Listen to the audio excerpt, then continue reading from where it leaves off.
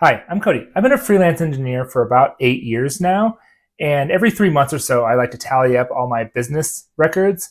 And as of today, I have made a total of $1,215,800 just from freelance software engineering. So, in this video, I wanted to share 5 books that have directly helped me succeed in freelance software engineering. And a lot of these lessons can be translated to any different discipline, so you don't have to be a software engineer to enjoy this. And first of all, this has nothing to do with it. I don't have any tech books in this list. These are 5 books that are not tech related because in freelancing, learning how to code is the easy part. It's how to grow from there. And these 5 books have taught me many different things that helped me advance my career past the coding part. So if this is the kind of content you like, then go ahead and like, subscribe, and I'll have some more coming in the future. So moving on, each one of these books, I want to give a quick summary of what I remember from these books and also how I translate those lessons into skills that help me succeed in freelancing. First book on the list, Essentialism. One of the big takeaways I got from Essentialism is that you only have so much energy given in a day. And even if you want to do all these things, to accomplish anything meaningful, you have to kind of solidify your energy into essentially one effort to move forward on. So with that being said, you have to review essentially everything you do in a day, like check emails and certain meetings. If they're not contributing to that one goal you have, then that's something that it'd be best if you just removed and focused on the big thing. It's completely okay to give yourself permission to say no to the things that aren't furthering your goal. So as a freelance software engineer or just a software engineer period, you always have to think about what the customer or your client needs and what's essential to reach those needs and those goals. As a coder, you can build anything you want, but you want to use that time and that power to build something that they actually want and need to use. And thinking of what is essential will help you get further in this job than most. Book number 2, Perennial Seller by Ryan Holiday. This book kind of surprised me, and it actually taught me a new phrase, perennial seller. For those who don't know, it's a product that keeps reaching new customers week in and week out and year in and year out. It talks about building something creative that will last many, many years, not just what's happening now. Let me explain this through software. So if you wanted to build something, there are multiple stages that you have to go through. First, you have to define the idea. Make sure that there is kind of a market for it, that people will actually use it, and what the actual needs and requirements are to build this thing. The next part is actually building or writing. This is the fun part, but a lot of people forget about the last little stage of the building process is where you have to edit.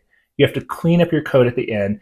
And I'm not sure if it's from this book, but it reminds me of a quote of someone that has just started building an app or writing a book and saying, hey man, I'm about 90% done. And the seasoned veteran, the person who has done this before, turns to that first person and goes, 90% done? That's great. You're now halfway done. That last 10% always takes much longer. The editing or the cleaning up the code of the project, that's the part you have to power through. Now, most engineers get into this trap where they think that after they have been code complete, that they're done. They can just publish to the App Store, they can release to the wild, and that's it. Everything else will work out.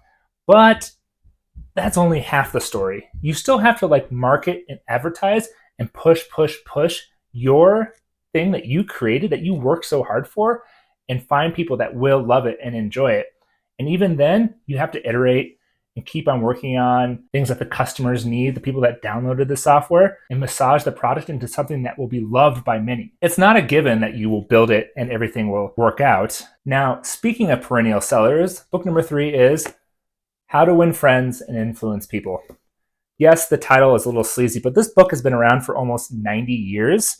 And all of the information in it, all the advice is still applicable today, 90 years later. In broad strokes, it covers the basics that every human wants and needs out of a conversation and how to become a good conversationalist, whether you're trying to sell or even just meet people. There are certain things and certain strategies to have a conversation with anyone, and this helps even today. And this book gives you many tools to make that a much easier part of your life. For freelancing and even just software engineering, this is essential because you still have to talk to customers, you have to talk to your boss, business users, clients, You still have to have a lot of conversations with different people. And if you have the foundation of how to have a proper conversation, it makes the stage so much easier, and you can get along and also collaborate with so many more people much easier. You make better impressions, you negotiate better, you can go through rough conversations a lot easier.